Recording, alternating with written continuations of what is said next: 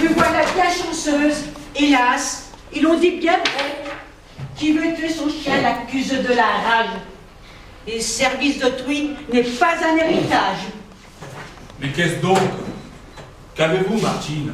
Ce que j'ai, Ah oui, c'est que le me donne mon congé aujourd'hui, monsieur. votre congé? Oui, madame me chasse. Je n'entends pas cela. Comment? Elle me menace de me bailler si je ne sors pas d'ici, de me bailler de 100 coups. Non, vous demeurerez.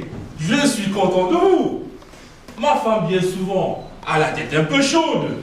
Et je ne veux pas, moi. Quoi? Je vous vois, maraude. Vite, sortez, friponne.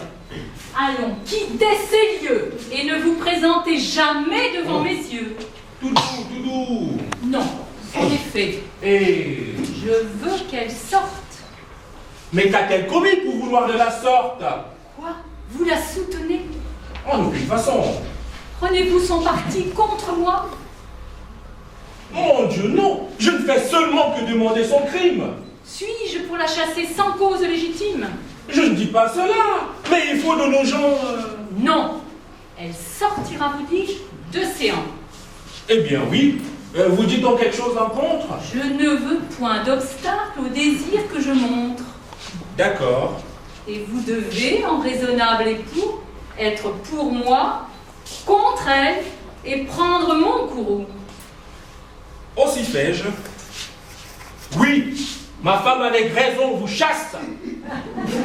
Pauvre coquine. Et votre crime est digne de grâce. Qu'est-ce que j'ai donc fait? Mais ma foi, je ne sais pas. Elle est d'humeur encore en n'en faire aucun cas. A-t-elle pour donner matière à votre haine cassé quelques miroirs ou quelques porcelaines? Voudrais-je la chasser? Et vous figurez-vous que pour si peu de choses on se met en courroux? Qu'est-ce à dire? L'affaire est donc considérable. Sans doute. Me voit-on femme déraisonnable? Est-ce qu'elle a laissé d'un esprit négligent casser quelques aiguilles ou quelques plats d'argent? Cela ne serait rien. Oh, peste la belle! L'avez-vous surprise à n'être au point fidèle? C'est pis que tout cela. Pis que tout cela! Pis. Comment diantre friponne a-t-elle commis? Elle a d'une insolence à nul autre pareil. Après 30 leçons, insulté mon oreille. Par l'impropriété d'un mot sauvage et bas, qu'en termes décisifs condamne Vaugelin. Est-ce là... Quoi? Toujours malgré nos remontrances? Heurter le fondement de toutes les sciences? La grammaire, qui s'est régentée jusqu'au roi, et les faits là, main haute, obéir à ses lois? Du plus grand des forfaits, je la croyais coupable. Quoi? Vous ne trouvez pas ce crime impardonnable? Si fait, si fait. Je voudrais bien que vous l'excusassiez. D'accord, d'accord. Il est vrai que ce sont des pitiés. Toute construction par elle est détruite. Et les lois du langage, on l'a 100 fois instruite. Ah, tout ce que vous prêchez est, je crois, bel et bien. Mais je ne saurais parler votre jargon. Oh, L'impudente. Appeler un jargon le langage, fondé sur la raison et sur le bel usage.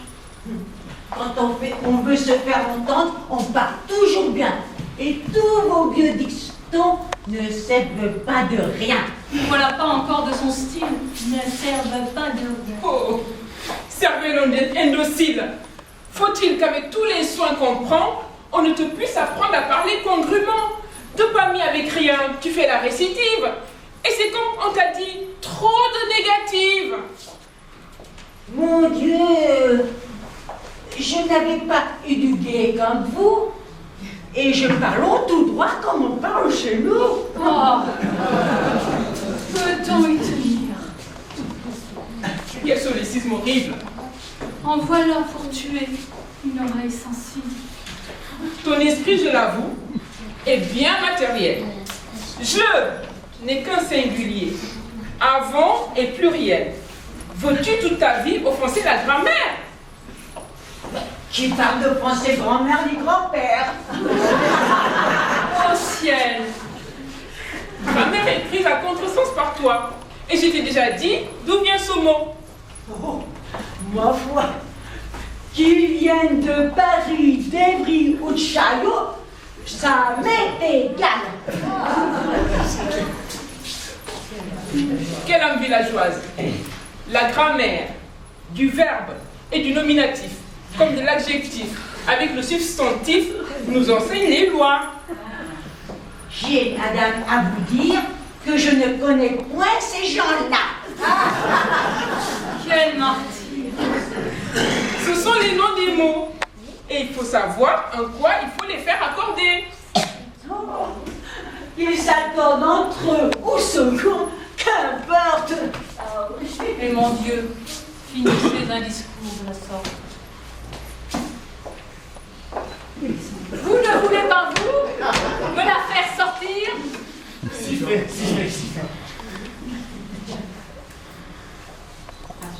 À son caprice, il nous faut consentir. Va, ne l'irrite point. Retire-toi, Martine. Comment? Vous avez peur d'offenser la coquine? Vous lui parlez d'un ton tout à fait obligeant. Moi? Ben, point. Allons, sortez. Retire-toi, ma pauvre enfant.